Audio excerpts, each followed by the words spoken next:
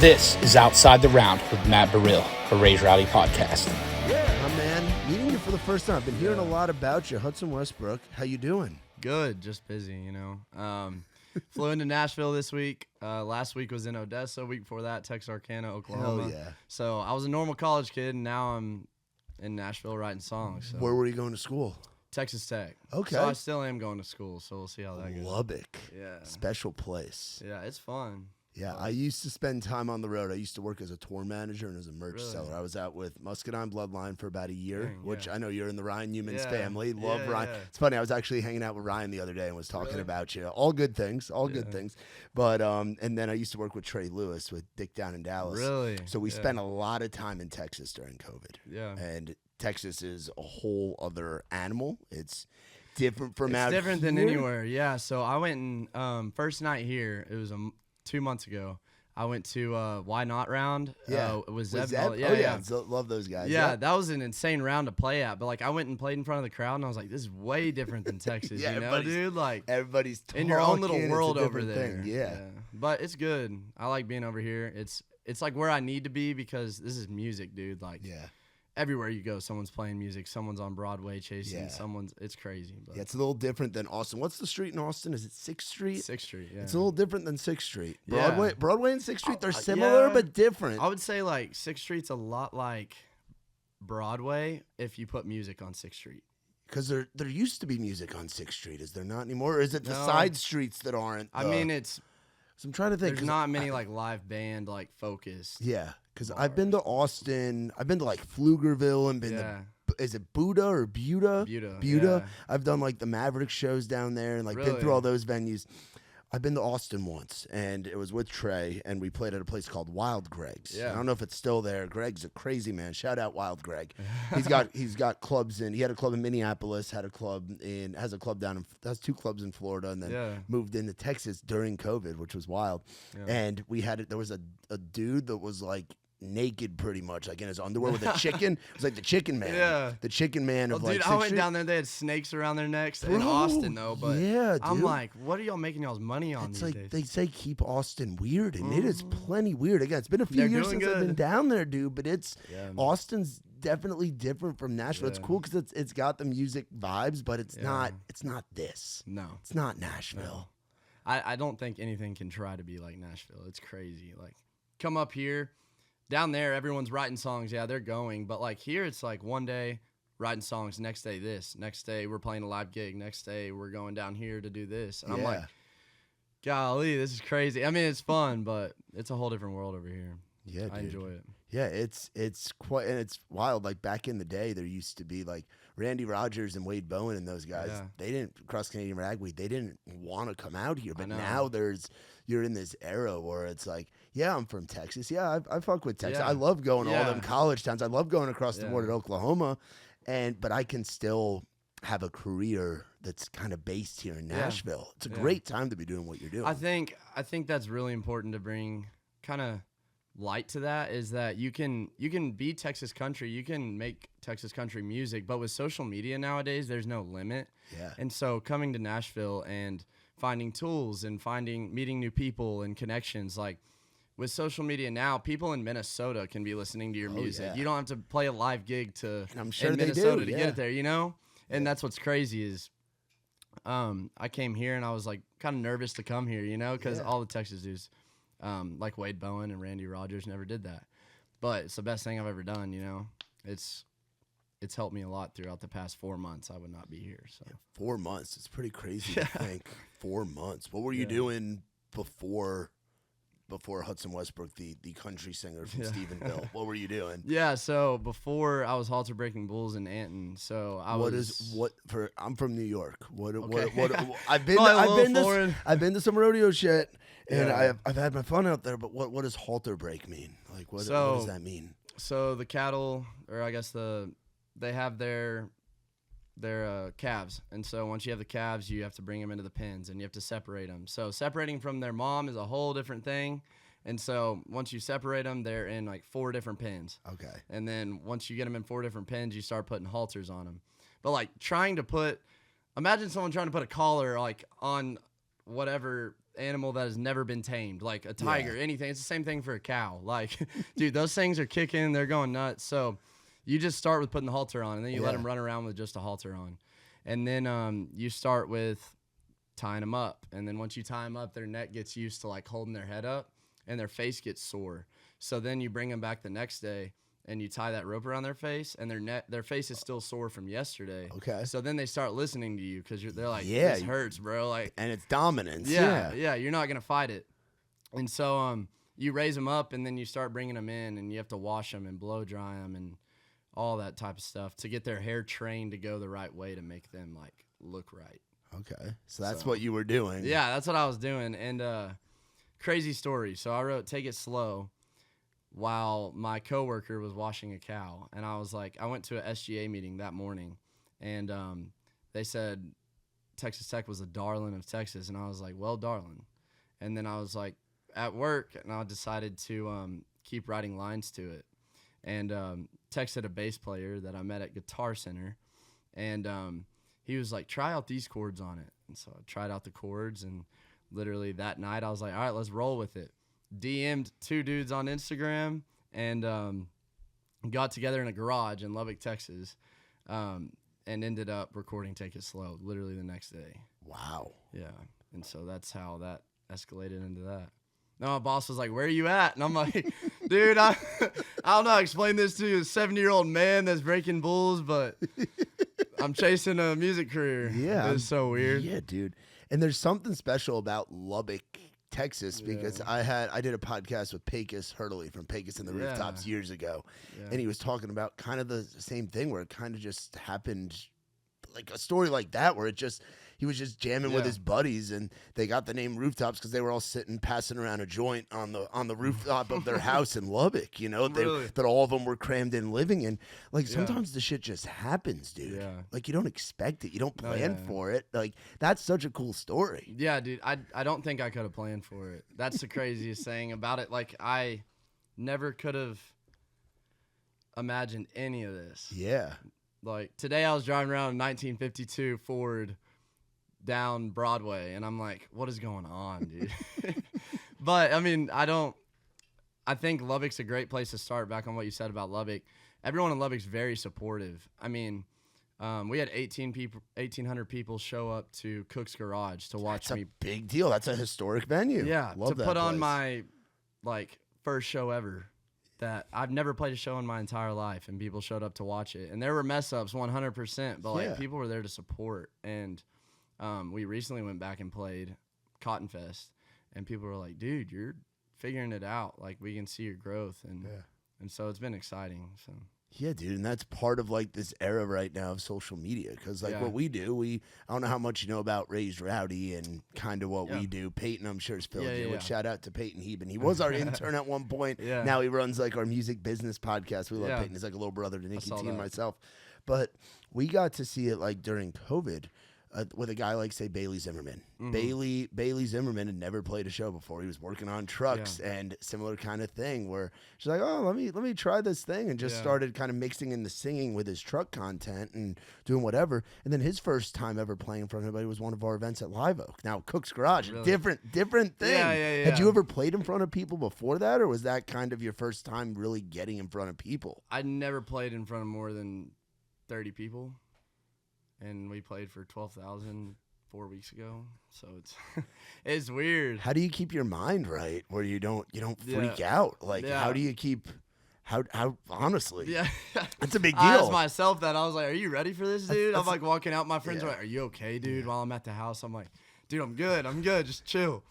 But there's definitely been some oh shit moments when I'm walking out on stage and I'm like, I don't know how this is gonna go, but roll with the punches and. But now it's very natural, you know. My band and I are tight. They know if I mess up, they'll follow me. If they mess up, I'll follow them. I think it's a very live shows are based on chemistry between you and your band. So much so, dude. Yeah. And I'm also learning like interacting with the crowd and like all that type of stuff is so important throughout a show. In the beginning it was not easy for me. No. Yeah. But it's come fast, and I'm excited to see where it's at after, you know, at this time next year. Yeah, dude. It's like picking up a baseball and then getting called up to go pitch in like a high level minor league, borderline major league game. Yeah. For like your first innings are on the mound. Yeah, and you're either striking out or if you mess up, everyone's gonna know. Yeah, I mean, you're dude. front and center, dude. Yeah, bro. When did music when did you have this idea? Because I assume being in Texas and working on the ranch and in that ag life, you're obviously listening to country tunes. Mm-hmm. Like you grow up listening to it. Yeah. You're exposed to such the art of like a live country music show is best done in places like Texas. Oh, for sure. So I like first started listening to Flatland like as a kid, and God bless Cleto and those guys. yeah, no joke, dude. Have you heard the Landslide cover? Bro, That's so good. crazy. But what mainly like what I listened to in the beginning that has like sparked my interest is like early days of Parker, like Limestone Kid. I love that authenticity of Texas and kind of like shedding light. Like his songwriting is so touches all bases throughout all those tracks. Yeah. Like it's not just one topic. He's talking about 4 different cities. And so I loved that. And then Turnpike has been major. Yeah. Turnpike 7 and 7 favorite song of all time. Yeah. For sure. Dude, yeah, they're another level, and it's amazing to see them kind of come back. That's crazy because not many times do you see a band split up and have the ability to come back and freaking kill it, dude. They're bigger than they ever yeah, were. I know. I'm like, that helped y'all. Maybe I need to act like I broke up. No, you're in a good spot. Now, how many songs do you have out right now? We have 4 out right now. You have 4 out, and your first one was released earlier this year? April 25th. Wow. Yeah.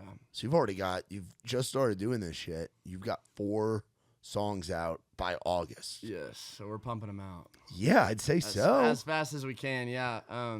The demand was there. I mean, Take It Slow caused my socials exploded, and I was like, all right, well, we gotta roll this music out. If people want it and they're gonna support it, we're gonna keep giving it to them. So we dropped Take It Slow. We dropped Two-Way Drive a month and a half later. And then we just dropped Johnny Walker and 5 to 9. So it's been 5 to 9 is probably my favorite song I've put out yet. They're gonna keep becoming your favorite because you'll see these I know. songs. I write like another one every day, and I'm like, bro, this is the one. And then yeah, they're like your kids, dude. Yeah. Like people like that's part of the beauty of the art of creating songs and stuff. Being a songwriter. Have you gotten to do the co-writing stuff yet? Because that's a different thing. That's a different thing in Texas versus here as well, dude. It's very different. So that is probably the best thing that's happened to me throughout all this.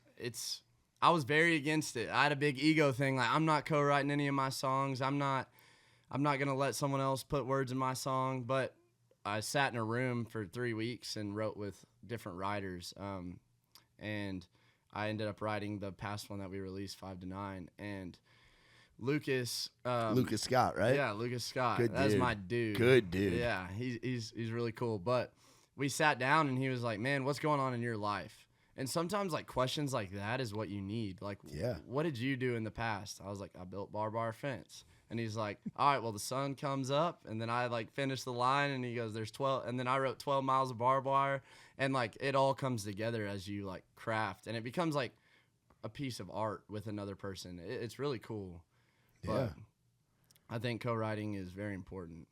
Yeah, but I do think you need to write on your own before you decide to. Yeah, because you got to figure out what your own style is, Exactly. and that's what makes those early songs of yours like. That's what makes this first stuff so special. Is because this is literally what you wanted to say. Because you're the only one fucking saying exactly. it.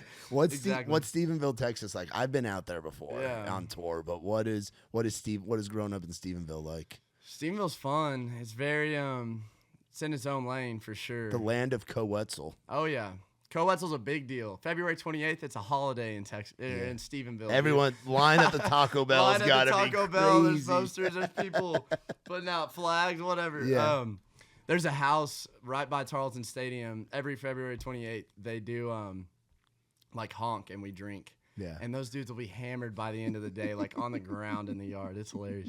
But growing up in Stephenville's good. Very small town vibe.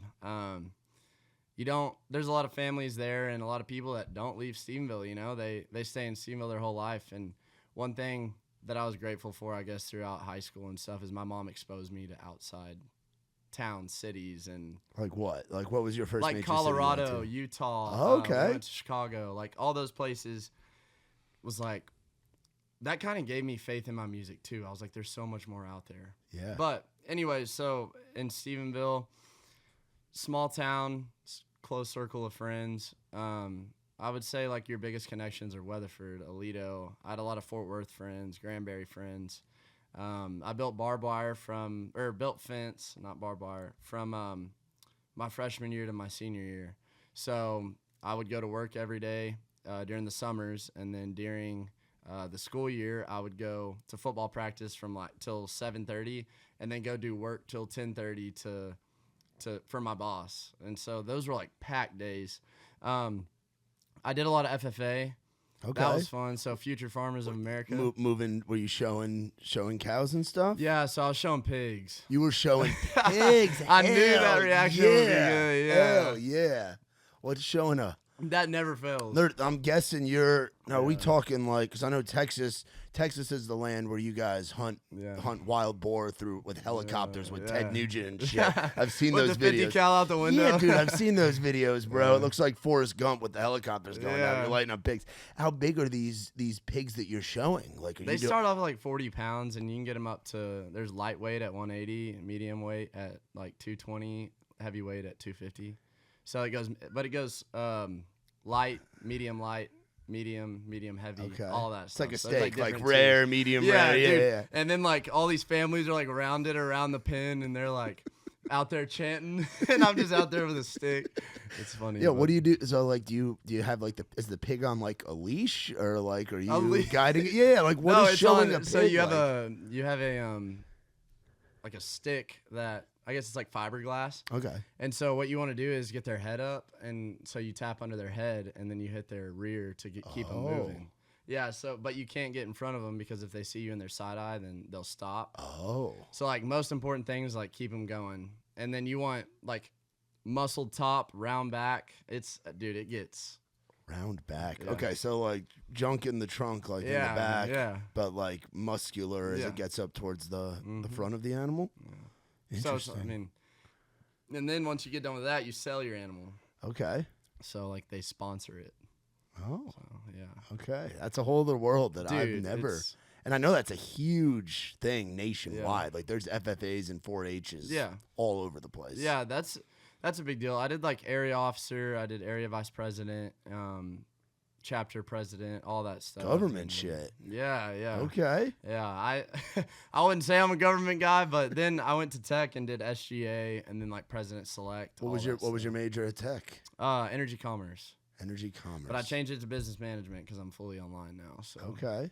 I'm gonna try to get my basics at least. What is energy? Would you say was energy commerce? Mm-hmm. So is that like wind power, nuclear? So that's like oil wells, transfer of energy.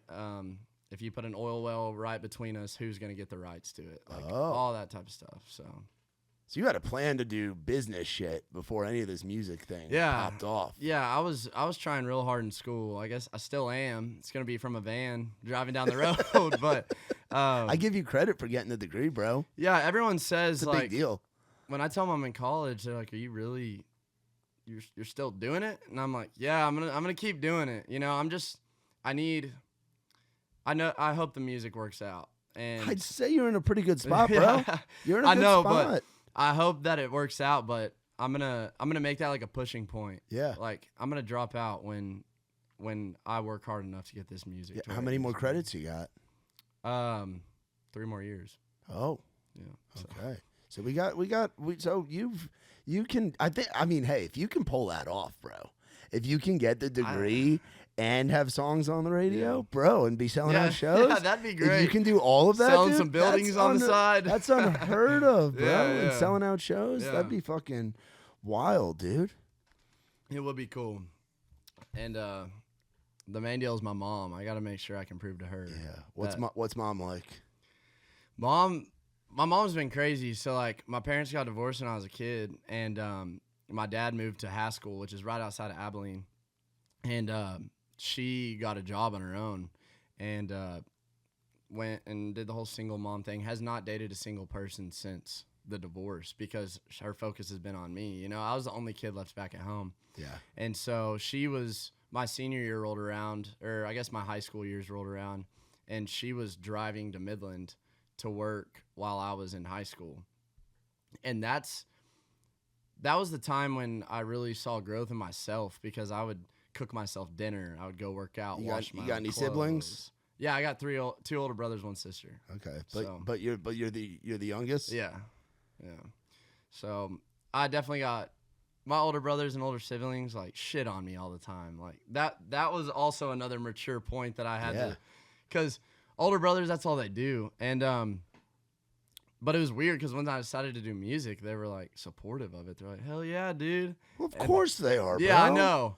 But Of like course. that was, I guess, living in a small town, you're scared of what everyone's going to think about what you're doing. And I got to Lubbock and I was like, I can do whatever I want. Yeah. It's so much bigger That's than the that. power of going off to school too, and getting that independence is like, I want to do this shit. Like I can go and get it. I was like, I'm going to pull the trigger and just put a song out. And here I am today. But my mom's great. She drove from Midland to Stephenville all the time. And still to this day, I'll always tell this story. This is the craziest story. My mom gave me $400 in a Heart Rock and said, go record, take it slow. And I recorded it, and this is what it turned into, because I didn't have the money at the time. So that's the coolest thing. I still have that Heart Rock in my van. I look at it every day. That was really cool. And so I want to get her like a ring or something with something that says something on the inside. Yeah. And be like, this is because of you, dude. You paid for it. None of it ever would have happened without you. Yeah. So and isn't it crazy what $400 to go record a song can turn into, dude? Oh yeah. A little studio, green room studio, about the size of this. Took 14 hours to record and paid $400. Like, blows my mind, because I can cut 3 songs in 3 hours here. Yeah. And I won't ever forget those days, No, those are the days that you look back on. As you shouldn't, bro. And what's crazy is that those days weren't that long ago. I know. I fucking, talk about it like they're years ago, fucking 4 months ago, dog. But still, yeah. It's weird. And yeah, so my mom's still in Midland. She's working in the oil field, doing like the hats, like Ray's Rowdy hats. You'll have those hats. Well, she does like Chevron hats. Oh, nice. Chevron shirts. So pipeline markers, top to bottom. Nice. Yeah. That's cool. I've been to Midland. You ever heard of Rockin' Rodeo? Yeah.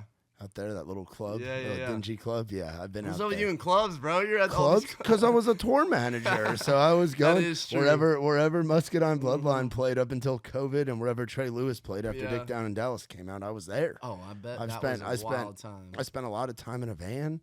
Got lucky, spent some times in a bus for a little while, but spent a lot of time driving around in a van, driving through Texas in a van, honestly. Were you the driver of the van? I was the driver. That's what I was. I was the driver. I was the tour manager. I was the merch seller. I was security. I was a little bit of everything. Everything but the guy, but doing the stuff on stage. Yeah. And I don't got a musical bone in my body.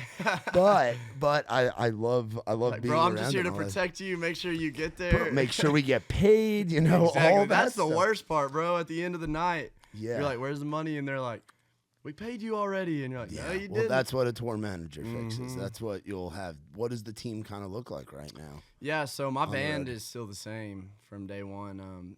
All the dudes that I recorded Take It Slow with, those are the dudes that are here now. And then my tour manager was tour manager for Tyler Halverson for a while. Oh, hell yeah. And then he traveled. I don't know if he knows Muscadine or maybe traveled with him. I know he learned from Tyler Halverson, Quentin Allsbrook. Okay, yeah. So he toured with Tyler for a while, and then he saw my videos and stuff. Yeah. And Tyler's guy, his tour manager, I don't know who it is, but he sent one of my videos to Quentin, and Quentin DM'd me. And, dude, this is, like, first month that it happened. I didn't even know what a tour manager was or what it did or, like, what he would even have to do for me. So I was like, shrug it off, didn't talk to him. And then my agent, Jody, was like, hey, we need a tour manager. And she goes, I have Quentin Allsbrook. And I was like, hold up, scroll through my DMs for a while. And I'm like, same dude. So I DM'd him back. He hopped on the road with us, and he's figured everything out. And then one of my college buddies is selling merch. Dude, that's the best way to do it. He shows up, gets hammered, and just sells merch. I'm like, what else could you? And hey, is he a single dude?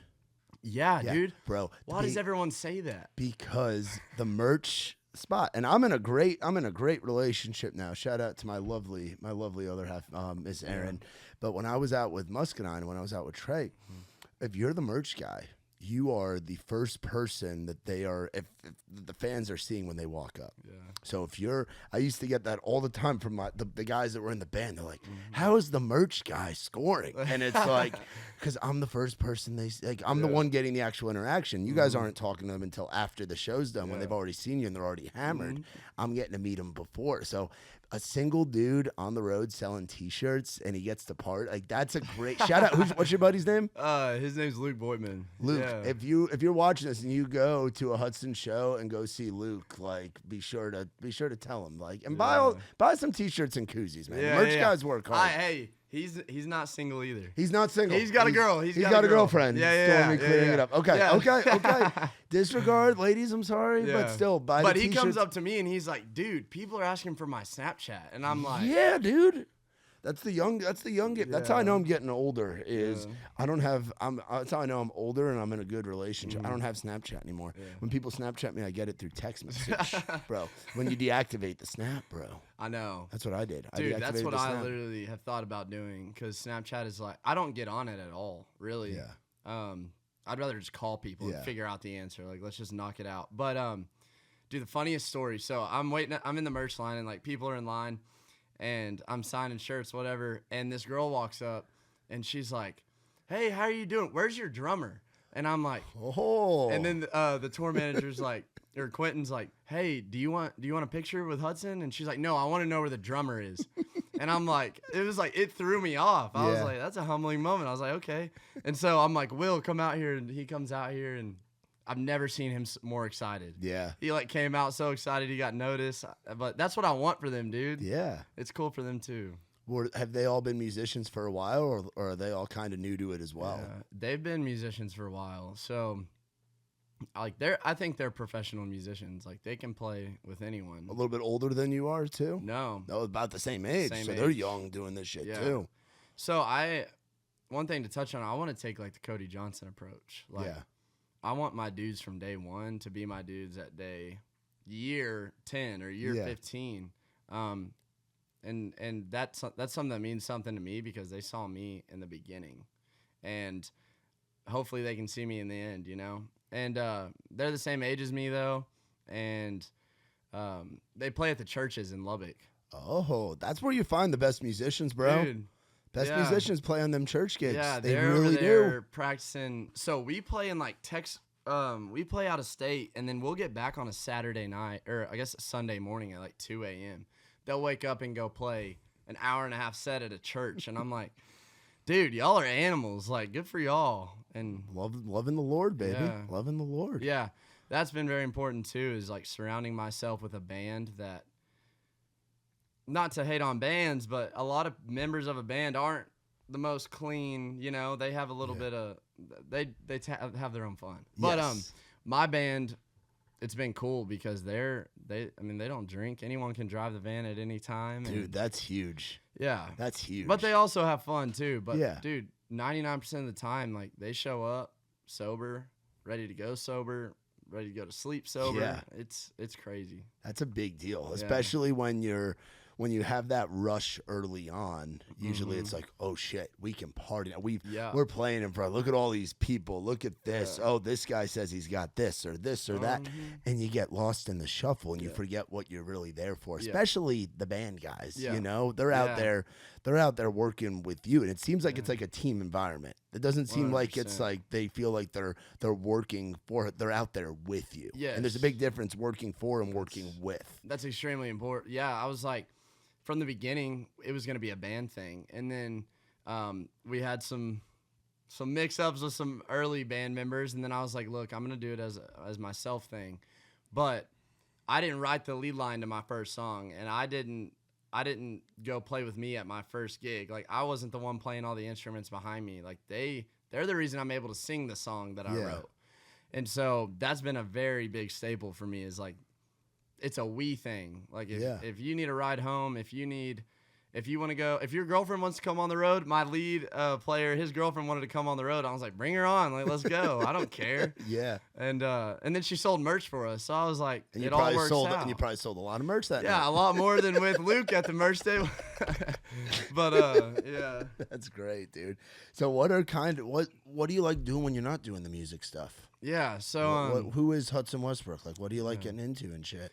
Yeah, so recently I got a dove lease, so I'm gonna go dove hunting in the fall. I'm gonna try to get that to get out of the music. So we have our headline tour, and then after that, I'm gonna go hunt. So day after we play Bonita Creek Hall, I'm driving straight to Brady, Texas, and going dove hunting with my family. So, and then, dude, the main deal that I've like kind of resorted my time to, which is kind of odd, but is like I've been reading, which is really weird. In my phone, like I read a lot now, and I never read before. Nothing wrong with that. Yeah. I mean, I haven't read a book in a minute, bro. Yeah. I haven't read a book in a minute. Really? Yeah, it's been a while, dude. Honest to God. And it's like I do all these podcasts, and we go to festivals and stuff, and we host like a dozen events a month here in town. Like we're always just running. Yeah. My business partner Nick reads all the time. He reads a lot of like the self-help, like management books and all that. He's recommended something. I haven't picked one up yet. What kind of stuff are you reading, if you don't mind me asking? Yeah, I'm reading. There's one on Apple. It's called like Love Poetry, and it's literally just poetry, like a poem on every page. Okay. And so I guess that kind of draws inspiration towards music. But yeah. And then American Sniper. I read that one. Oh, the book. Yeah. So you've obviously that's crazy. I'm sure you've seen the movie. Yeah. What was better, the book or the movie? The book. The book for sure. Because a book gives you like thoughts into what was in Chris Kyle's mind, and like gives information that you would have never got from the movie, and you witness it in the movie, but like when he's making this face in the movie, this is like what's actually going on in his head. That was the coolest thing. Like when he had the scene where he was the little kid with the bomb came out, and he like had a flashback to like kids. Like in that moment, he was like thinking of his own kid, and it explains all that throughout the book. And I don't know. I think that's so much cooler. Yeah, and then you can envision kind of what it looks like versus actually watching it in the theater on Netflix or something. Yeah, that's cool. So books, dove hunting. Yeah, I've been dove hunting, or gonna go dove hunting, and then I'm trying to think, dude.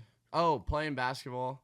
Okay. Me and my buddies play basketball a lot. Me and the band played basketball after band rehearsals till like 2 a.m. the other night. And then at Tech I'm in a fraternity at Tech, and so we do shout out the frat. Yeah, shout out Phi Delt. Phi Delt. All right, I'm sure they're gonna love that. Sure, yeah. Phi Delt. Yeah. But we hang. That's like where all my time goes is to that most of the time. We went to the lake. That's a big one, dude. Surfing. Surfing at the lake, wakeboarding, snowboarding, all that stuff is right up my alley. Okay. I'd rather go to the lake than the ocean, if that says anything. Yeah. Okay. Yeah. See, I'm like split because I've had good times at the ocean, and I've had recently some really good times at lakes, especially here in Tennessee. Because growing up in New York, like we had like the Jersey Shore, like Delaware, or you can go up to like Maine, like you're along the coast. But being out here, it's like you're landlocked. It's like Texas obviously has a coast, but you're pretty far away from that in Stephenville. Yeah. So you find the watering hole or something. Yeah. That's a little bit of a different vibe. Yeah. So like my favorite thing to do is go down to Austin. My brother has a boat, and we just go surf, hang out. Nice. They have like a little restaurant on the lake, so you just pull into a slot and go eat, get hammered, and then get back on the boat and try to surf. Yeah. But and then we grew up with a boat too, so my mom had a boat, and then this past fall we went to Telluride, so that was fun. I went out to Utah for the first time this year. Really? I didn't ski or snowboard. We just took a trip out there like around St. Patrick's Day, and it's cool, dude. It's like a different world out there. Where at? We were in like just outside of Park City. Yeah. So I went to Park City. Yeah, we went through Park City on St. Patrick's Day, which is a cool little spot to go to for St. Patrick's Day. All those old historic like beer? Western bars. They did. They had green beer. They had people playing the bagpipes, walking around. They had all kinds of shit. But it's like a different, like the West Coast or like the Western, like the Rockies and all that stuff. it's like a different world. That's what's so cool about traveling around. It sounds like you've already seen a bunch, but doing the music thing, being an artist, you're gonna get to see coast to coast over time, dude. It's weird. They'll be like, yeah, we just booked you a gig in South Dakota, and then the next day you got to be in Iowa, and I'm like, what?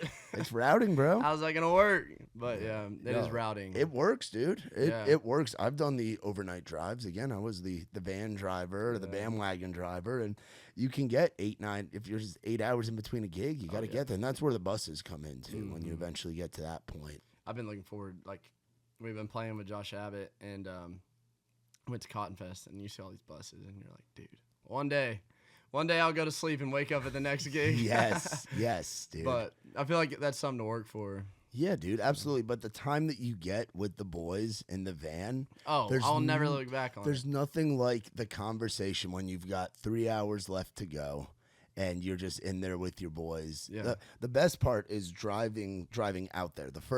Going to the first show, it was always my favorite because nobody's tired yet. I know. Everybody's excited. Exactly. Looking for I know exactly there's just what you're an energy. talking The ride out to show 1 and the ride home from show 2, 3, 4 is definitely a different vibe. Yeah. I'll never look back on it and be like, I regret the nights in the van, or like I hated those nights in the van, because those are the nights like I have my acoustic and I'm writing and like they're all pitching in. Those nights are like what I'm gonna remember for the rest of my life. And the other day we played a gig in Oklahoma, and then the next night we played in Texarkana. And the difference in our energy level setting up and like everything, I was like, all right, let's go. Come on, everyone wake up. And everyone's dead by the end, and we're gonna go on runs for. Yeah. I'm gonna look up exactly where you're going. Do you know exactly where you're going and stuff? Do you have it memorized? I have it on my phone. I'm impressed when artists remember exactly, because you're not supposed to know where you're going. Yeah, I have no idea. You're not. You're supposed to be focusing on the music and the songs and life and everything. So I want to see like, and you got your own website now, Hudson Westbrook. Yeah. Hell yeah, dude. It's fucking sick. It's crazy to think like 4 months. 4 months and you're 4 months ago, you're doing I didn't this. have any of this. Yeah, it's weird. I ask myself that every day. What happened? When did the switch flip where you're like, oh shit, this is working? Probably when we put Two-Way Drive out, and people when I first teased Two-Way Drive, people were like, he did it again. My biggest fear, bro, is like one hit wonder, and I was like, yeah, you don't want that. But that's when I started taking it seriously, and then people started taking me a little bit more serious, and we're like, okay, this is something to hold on to, I guess, and figure out what we can do. Oh, some fun shows coming up. Yeah. Stephenville. Oh, how's that Twisted J show going to feel for you? That's going to be as sick. a local kid. I said that from day one. I said, my dream is to go back to my hometown and play a headlining show. And we're about to do it in, 18 days? Yeah, how big is the Twisted J? Because that's one I haven't been to. I think it's cap at 1,000. Yeah, 1,000. How many have you been to shows there and watched I've been to concerts? shows. Who have you seen there? I saw Tyler Halverson. I saw Flatland. I've seen Logan Ryan. I think that's it.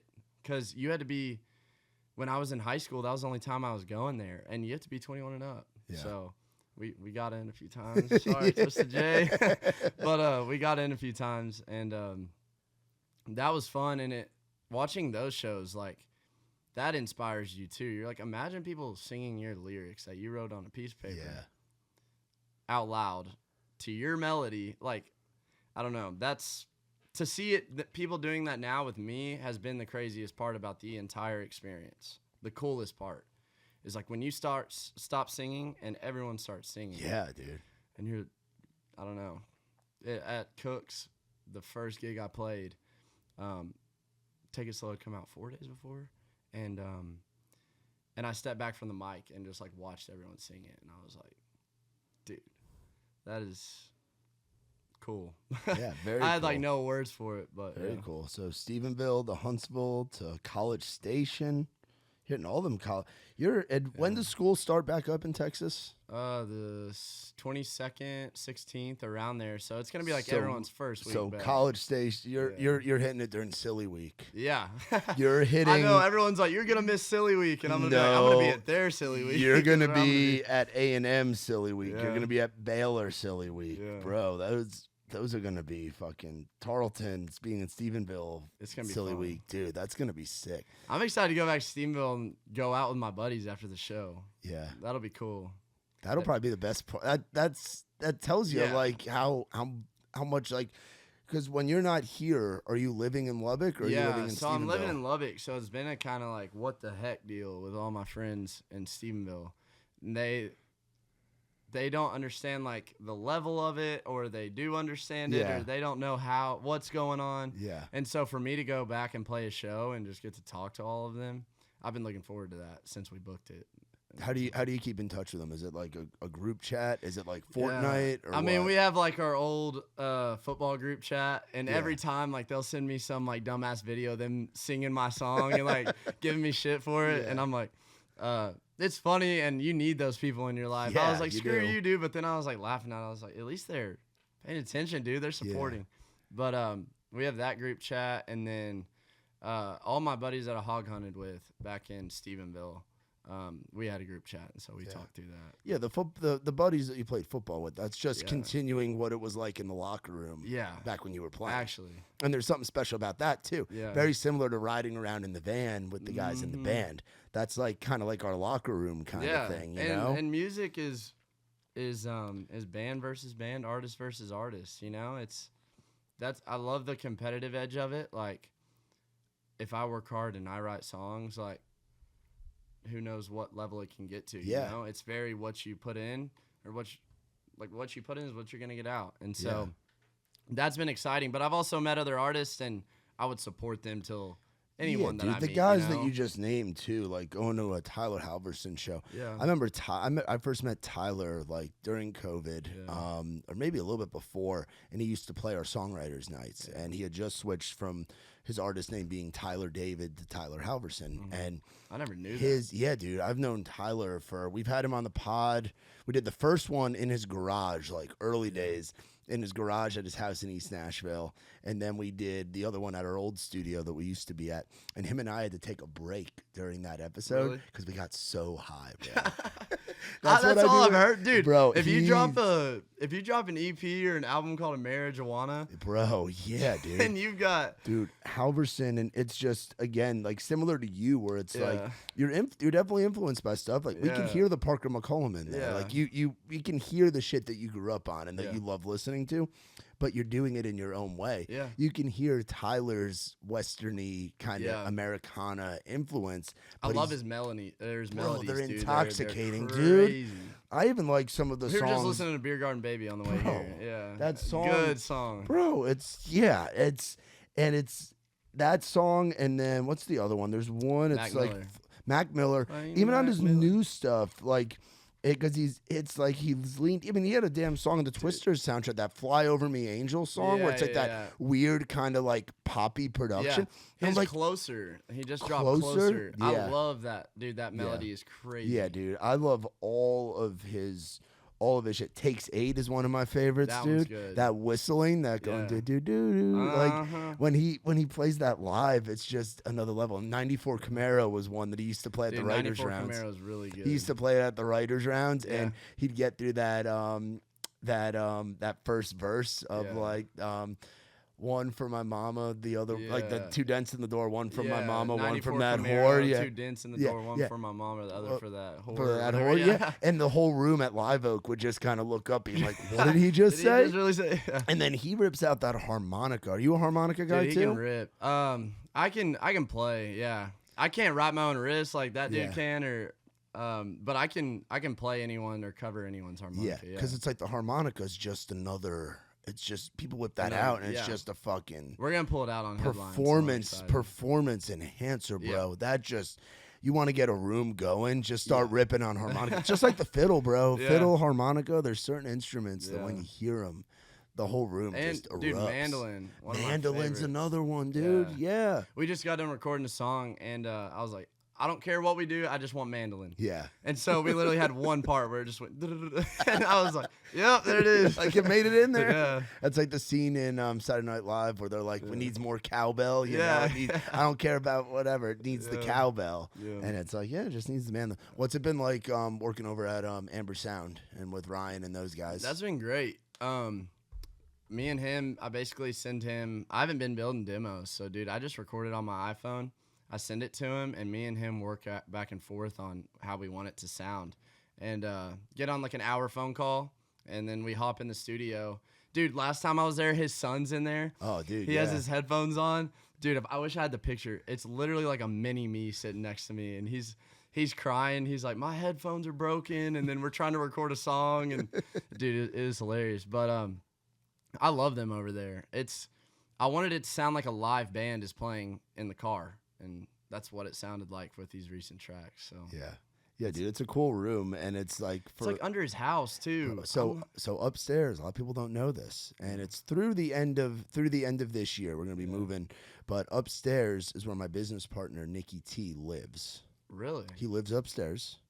And then Tyler Lassard, who is Muscadine's tour manager, production manager, my old podcast host when I started this years ago, lives there. And then that front room, when you walk in the living room upstairs, you see all the Muscadine merch. Yeah. And then you see the Raised Rowdy merch. All of our merch is kept there. Really? That's like, until we had this place, all the podcasts were in that, like, Brian's mixing room. That's that first bedroom on the right or whatever.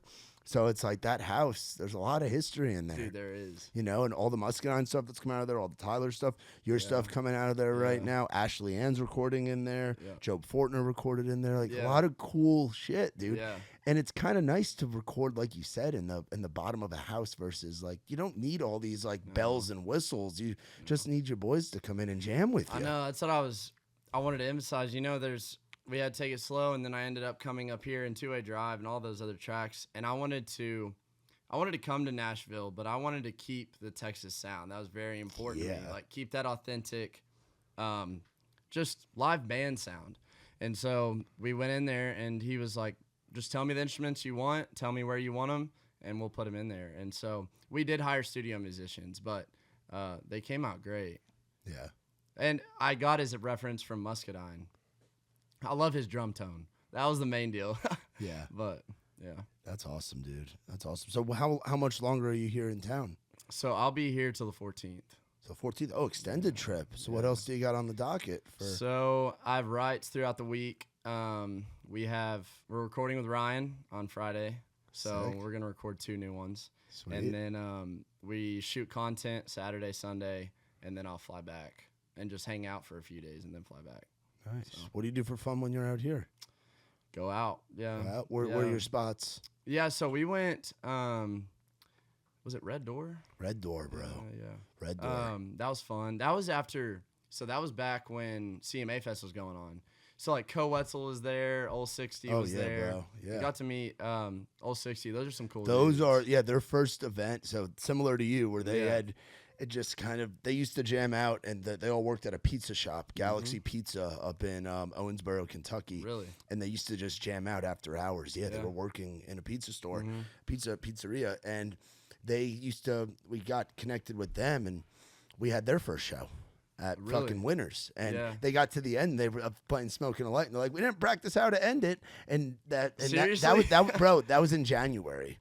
Now they're opening for Zach Bryan coming up at Mercedes Benz down in Atlanta, and it's like not even a year ago. Good for them though, dude. Oh, dude, like I said, accident and Jacob Young, fucking Ryan Lassie, fucking that whole crew, dude. I had them on not too long ago. I had Jacob on here, and we were talking about all the stuff that they've got, dude. And it's the power of social media and the power of just... I'll be scrolling on TikTok. It's like, now I'm hot, breathe. Now I'm hot. I'm like, dude. They're in that algorithm, Yeah, they were, dude. Does social media stress you out at all?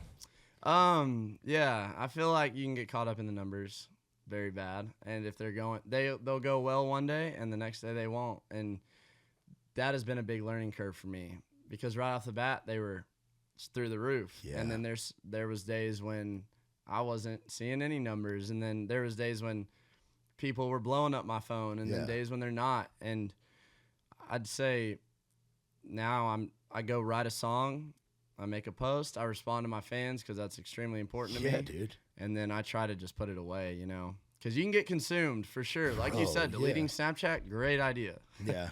Best tip for anyone. And the funny thing is, like, throughout my past relationships, Snapchat was the biggest problem. Yeah. You left me on red. You were active 1 minute ago. I'm like, bro, what did we come to? How are you Why looking are we at like this? Go pick up a book. I know. I'm like, go Like- read a book. So I start reading love poems, trying to fix so bad. That's but wild. I wouldn't say it's bad. It's actually good. Yeah. But, yeah.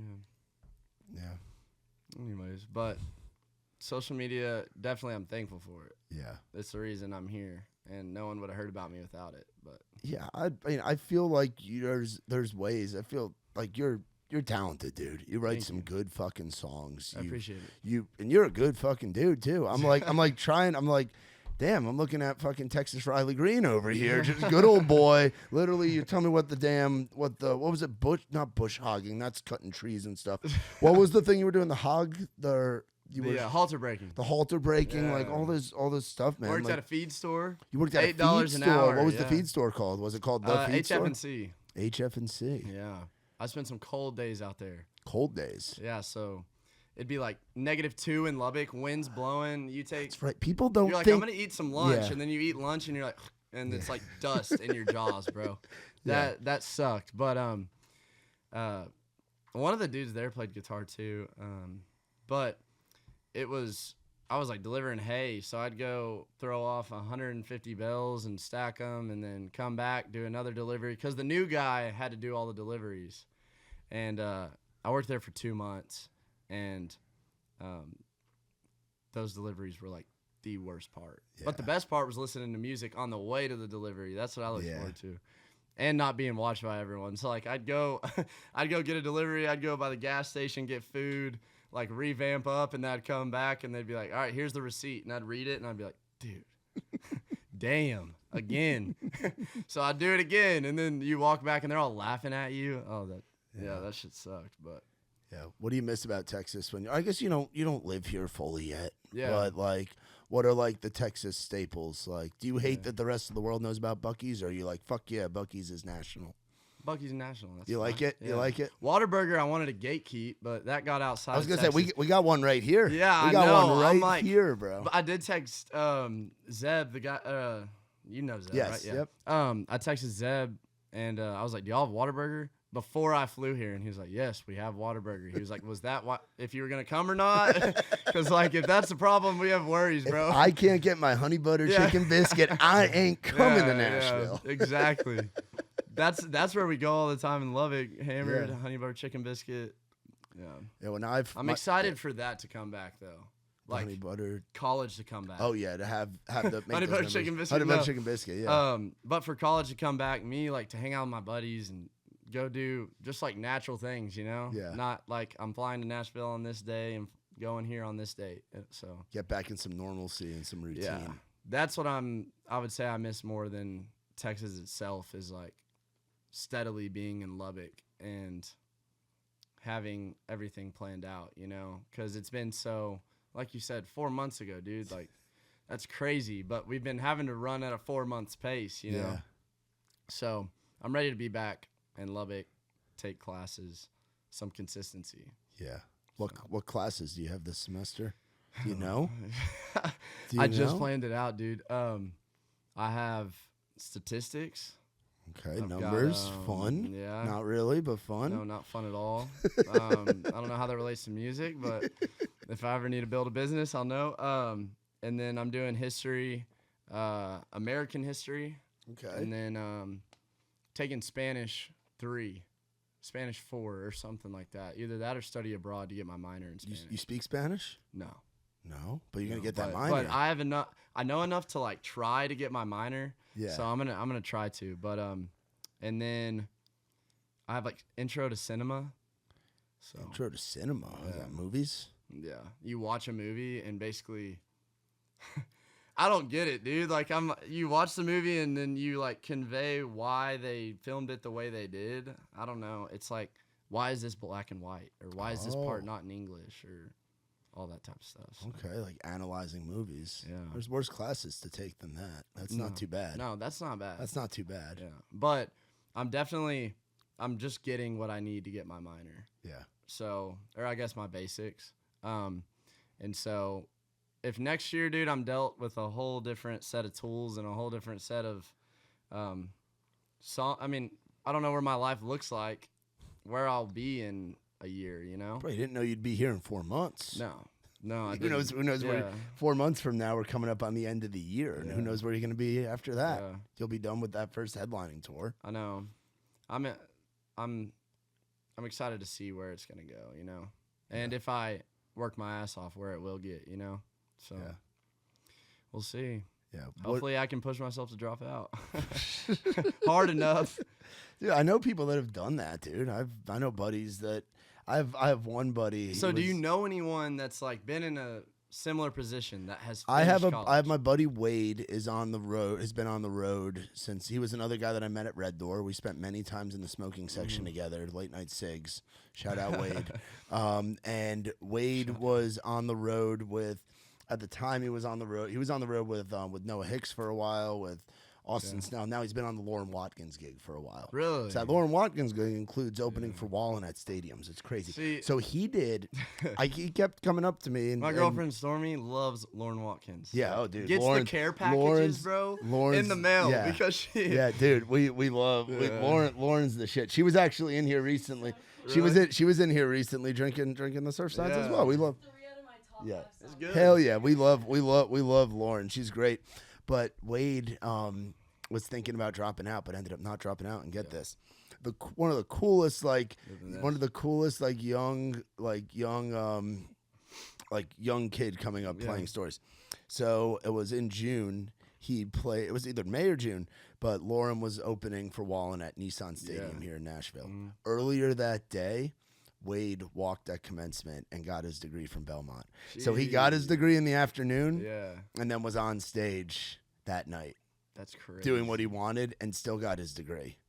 That's impressive. You know, which is very impressive. Yeah, dude. So there is a way to do it, you know, and now I can tell myself if that dude did it, then I can do it. Yeah, dude. You could walk in Lubbock and then play a sold out. How cool would that be? Yeah. That would, to me, would be the ultimate commencement thing. Dude, if in 3 years I could go play in Lubbock and play a sold out outside show. Yeah. Put like in the quad or something. That'd be crazy. That'd be a Texas. That'd be a Texas Tech moment. 8,000 yeah, people. bro. That'd be a Texas Tech moment. Yeah. That'd be all time. Yeah. Be really all time. That would be. How are the Red Raiders gonna be in football, dude? All right. Are you shout out Texas Tech? Shout out Matt Wells. Yeah. Y'all are great, but I don't know, dude. We have faith every year, and but I think he has a good thing going, and I hate how in college football nowadays it's like transfer portal and like this guy moves here and then this coach is done after 2 years. Yeah. But they're keeping him around, so I'm excited to see what they can do. I think they'll do good. I think they'll do better than last year. Is it going to be weird not having Texas in the Big 12? Dude, I forgot about that. Yeah, Texas and Oklahoma are now SEC. That's going to be a now whole SEC different schools. animal. Yeah. Are now SEC schools. I think it'll be good. I think it'll be a different. You're definitely going to see the teams like try to adjust too. I feel like within the SEC and within the Big 12, you're going to see those teams like try to. Because the Big 12 has its own little deal. The SEC has its own little deal. Yeah. And so it'll be cool to see what that frames out to be. Texas Tech not being around. What is it, OU? I'm going to look up. Yeah, look that up. I'm going to look up where all these schools went. Have you played the college football game yet? No. Actually, yeah, I have with my buddies. Because I was going to say, that to me, growing up as a kid, and I'm a little bit older than you are, that was, to me, like, my childhood was playing that was NCAA. my childhood, too. I got my brother's PS2. Oh, yeah, I forgot you have older brothers. Yeah, dude. So, PS2 with, like, Darren McFadden on the cover. Or, like, Denard Robinson on the cover, bro. Do they have the mascot deal now? Like the mascot play as the mascots? Yeah. They can play as like the Stanford trees. Yeah, so like 22 trees. Yeah. Yeah. What's the Red Raider mascot look like? Do you guys have a mascot? It's a matador. It's a matador. It's like a horse, basically what it is. They ride out before the game on it, and so interesting. Flares go off and it runs across the field. Yeah, I'm going to look up what the current Big 12 is. I grew up a Virginia Tech fan, so I grew up really? an ACC fan. Yeah, my uncle had gone there. Bro. Yeah, I mean, hey, when I was younger though, we had some good years. We had a long streak of, I think it was like almost 20 years of 10 or more wins. We just couldn't win the damn bowl games. I know. We beat Kansas in one. Isn't that weird though that there wasn't Cincinnati a playoff? in one? Oh yeah, dude. That was the BCS era, bro. I remember that. Let me see what's in here. Equestrian. No, we're not clicking on Big 12 equestrian. I'm sure Texas Tech's great at Big 12 equestrian. Oh yeah. I'm sure you guys have a great equestrian team out there. What are the teams? Okay. Oh wow. Fucking Big 12, dude. Arizona and Arizona State are in it now. Really? Because the Pac-12's no more. Yeah. Baylor, BYU, Central Florida's in the Big 12.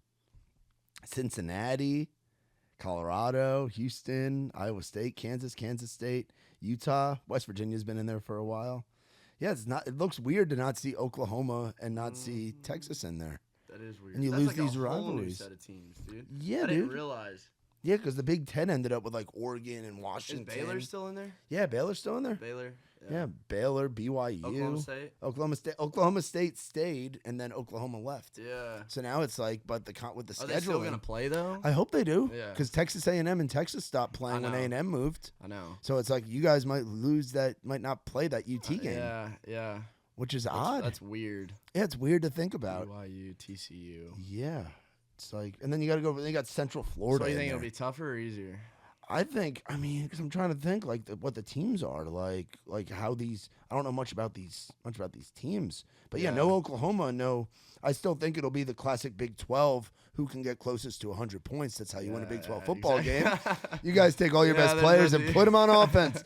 Oh, you're fast and you can catch. You're not being a D-back. You're being a receiver. And we're gonna get a quarterback. Like who was the guy back in there? Graham Harrell. Was that the guy, that Texas Tech? Yeah. There was a guy back in the Mike Leach days, R.I.P. Mike Leach, that threw for, I think it was like 6,000 or 7,000, like an absurd amount of yards. Yeah, Crabtree, too. Oh, yeah, Michael Crabtree, dude. He was cold. He was good. And then, obviously, Patrick Mahomes. Oh, yeah, you guys did have Mahomes. Yeah, I always forget that because I was like, I stopped watching college football, ironically, like when I was in college, but like when I was in high school, I would watch it all the time. Yeah. But yeah, I forget about Mahomes. Dude, the weirdest thing is that at Tech, like you know he's good, and then he goes to the Chiefs, and you're like, he explodes. Like, yeah. I don't know what happened. He was good at Tech, Andy Reid, no one realized. Andy Reid. Yeah. Andy Reid and sitting behind. Kudos to the Chiefs for getting him and taking a chance on him. Like, I don't know. What it's turned into now is crazy. He's one of the best and quarterbacks. Sitting behind Alex Smith for a couple years. Mm-hmm. So you're in the sports. So are you more in the college teams or pro teams? College teams. College teams, okay. Because I feel like in college you're working to get to the pros, so they're trying their hardest. And then once you get to the pros, you still have to try for sure. But, I mean, you're 21 years old in your prime, and those dudes are like grinding to get a spot on the next roster. So that's why I like college sports better. I see. I'm a big pro guy. Really? I'm from New York, bro. We got 13 professional teams, 13 pro sports teams in New York. Damn. Yeah. You got in baseball, you got Yankees, Mets. Football, you got Giants, Jets. Hockey, you've got Rangers, Islanders. We'll count the Devils.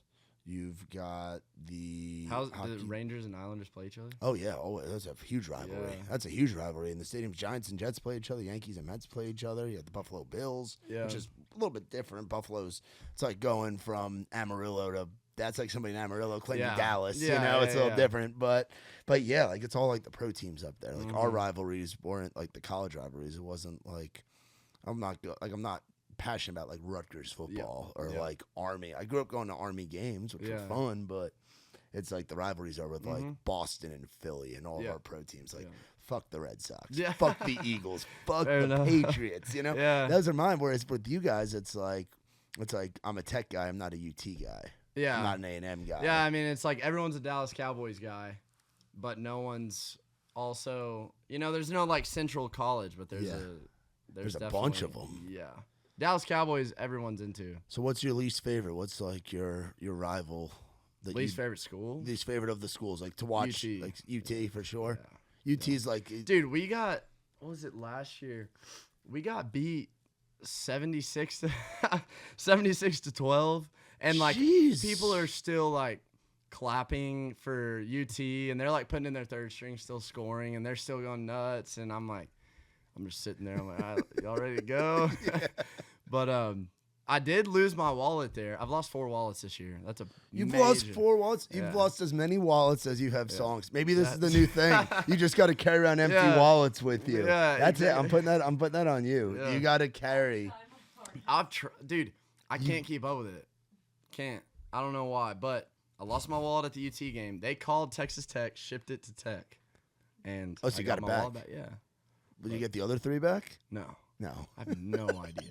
Dude, I pulled like $2,000 out of my account, go to the bar that night, and just set it on there. Whoa, I think $2,000 to well, go to I the pulled bar. $2,000 What are you out doing to at the pay for a ski trip Okay, to go okay, on. Yeah, okay. yeah. All right, ski trip, not the bar. Yeah, and so I'm like, I'm about to go on the ski trip. This is about to be fun. And I get back from the bar that night, and I wasn't worried about it then, so I just go to bed. Wake up, and I'm like shaking my shorts. I'm checking under the couch cushions. Go all the way back to the bar to see if they have it, and yeah, it was all lost. Wait, no, it wasn't. It ended up, dude. So it ended up at Torchy's. Oh, God bless Torchy's. Yeah. We're talking about shit from Texas. I love Torchy's, bro. 3 months later, Torchy's calls me and they're like, "Hey, we've had your wallet for 2 months." I'm like, "I don't remember that, bro." I was like, "My bad." And so I pulled in. I had the money back, but I ended up going on the ski trip too. So nice. Told the story. There and you they're go. like, "Yeah, you can come." We feel bad for you. That's funny, bro. That's funny. So I always ask the question, what's something you would ask your younger self, but you're just getting started with this shit. So what's something that you would ask Hudson, and like what's something that you like want to know, that you're like eager to know like in the future? Yeah. Like what would you ask yourself a year from now? A year from now. Being 16 months into it versus 4. Yeah. It would be, where do you think that this is going to go, you know? Like, or you said from 16 months ago, so like asking. No, like 16. self. Yeah, like, yeah. No, I'm asking asking your future self. Yeah. Like we're like you in August of 2025. What would you ask that version of you? Yeah. Honestly, have you stayed true to the people that got you where you're at? Is what I would want to answer and say yes to. Yeah. That's the most important thing to me. Like I said, I love the Kojo approach of keeping the people around you from the beginning. And are you going to stay grounded? Are you going to stay humble? Are you going to still talk to your family, you know? Yeah. So those are major key points that I've made sure to emphasize, and hopefully I can answer those questions. Yes, and I still have the same group of people around me, so. That's awesome, dude. No, man, you are wise beyond your years, my brother. Yeah. Like you are. Try to be. No, you are, dude. No, you're fucking killing it. Yeah, seriously, like you're. And Peyton, obviously. How'd you meet Peyton, by the way? Because we've all. So I met Peyton through River House. Through River House, okay. And Peyton was like, I showed up the first day, and he's like, "Dude, if you want to ever work out, you ever want to hang out, just like get away from all this, like hit me up, bro." And I'm like, "Well, I don't have a truck, but if you want to come pick me up, bro, that'd be sick." Yeah. And now I'm driving around 1952, so no AC, but got to emphasize that point. So the truck is outside. Yeah. So we got to go look. Yeah, I got to go look at this truck. How'd you acquire this? Sick. I feel like a 52 would be like. So, my management with Brad Turcott, he's over at Vector, and so I was like, "Hey, I know Brad very well." Yeah. Yes. So yeah. Brad, he was like, "Look, I got a daily driver at the house, and you can drive it." And I was like, "Okay." So he comes, snags me. We should pull up, and he had like a tarp over it. Yeah. And he pulls it off, and I'm like, "A daily driver, bro?" It's like a restored 1952 Ford, like brand new seats, brand new radio, brand new everything. I'm like, if this is your daily driver, like I'm not gonna drive it. Like if I wreck this thing, and anyways, I'm rolling around. People are like putting thumbs up to me, and I'm like, "Thanks, yeah, this is my." Well, I'm sweating my ass off inside. Yeah. But yeah. Shout out Brad. Yeah, shout out Brad for the Ford. It's a good fucking manager right there. That's I know. I was not expecting. I was expecting like a rental car or something. So.